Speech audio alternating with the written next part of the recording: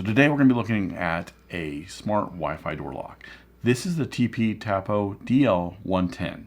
In this video, we'll be talking about why this lock is something you should consider when you're looking at smart locks. This is the TP-Link Tapo DL110 smart Wi-Fi door lock, and it has a sleek, modern black and gray design. It's something that will just fit right in on your door and kind of blend in instead of standing out like it doesn't belong.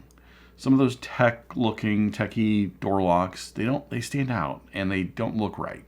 The price of this is relatively low considering all the features it has at $150. I'll leave a link in the description as well as a discount code, as they were nice enough to give my viewers a discount code for purchasing this. So taking a look at what you get in the box, you have the outside lock half, the inside lock half,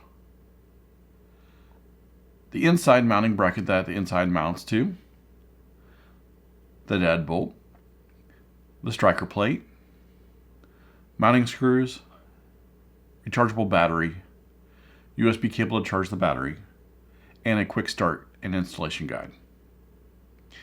As far as installation goes, once you have the old lock and deadbolt removed, you can start by installing the new deadbolt. Now, you can slide in the outside half, sliding the cable under the deadbolt. Now you can mount the outside half by screwing the screws on the inside mounting plate with the two bolts. Once that's on, I snug up the bolts just a little bit to make sure that everything's level so I can move them a little bit if I need to. Once they're ready to go, I go ahead and tighten them all the way. Now you can install the inside half using the small screws. Then install the battery. Now you're ready to add this and pair it with the smartphone app. So the TP-Link Tapo DL110 has quite a few features to talk about, and I wanted to start with something. I wanted to start with how secure this lock is. It's very important that we talk about this. It is BHMA Grade 2. BHMA is the Builders Hardware Manufacturers Association. It's a certification, and there are 3 grade levels for locks. Grade level 3 is the least secure and is only meant for residential. Grade 2, you start getting more serious and how secure the lock is. This lock is grade 2, making it more secure than most of the smart locks out there on the market.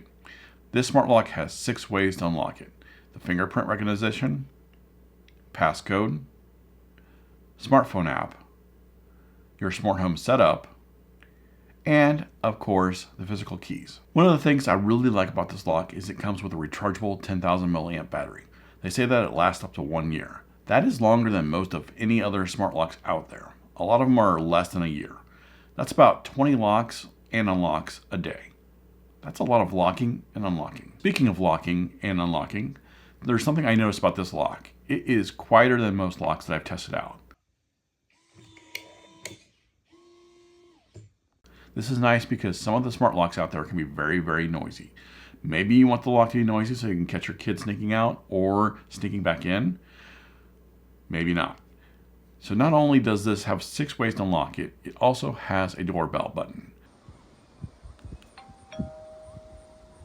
Kind of different, kind of cool. Not every door has a doorbell, and it's kind of a neat feature that they added. You can connect this lock via Wi-Fi or Bluetooth. So if the power is out and your Wi-Fi is down, if you're near the lock within the Bluetooth range, you can still access this with the smartphone app. Let's take a quick look at the smartphone app and its features that it brings to the table. All right, in the app, I have this favorite, set as a favorite. There we go. So it has a lot of information right off the bat here. You got smart door lock, that's what I named it. Pretty clever, right? It's out the front door. It's got 100% battery life right now, and it is connected to my Wi-Fi. Right now, it's telling me the status of the lock. I can press and hold on to this right now to unlock it. There it goes, unlocking. Unlocked. Tells me it's unlocked. And then there's a bunch of different options here. I have a one-time PIN code I can enter in. I can look at the vent log. I can enter a normal PIN code. I can check on members. I can add members and fingerprints here. Smart Actions. This allows you to add smart actions based on if you have any other TP-Link or Tapo devices. You can have those work on with a smart lock. Device sharing allows you to share the device with another person and they can use it in their app. Support Center, and then favorite. So let's go to settings here. And doorbell, we can turn this on and off feature. Emergency code, this is kind of like a burn after notice type code. You can give someone an emergency code, it'll randomize it for them, and then you give it to them. Once they use it, it burns. Lock settings we have one-touch locking, or you can do verified locking. Auto lock right now is on. Right now it auto locks after 15 seconds. You can disable this auto lock on a schedule if you wanted to.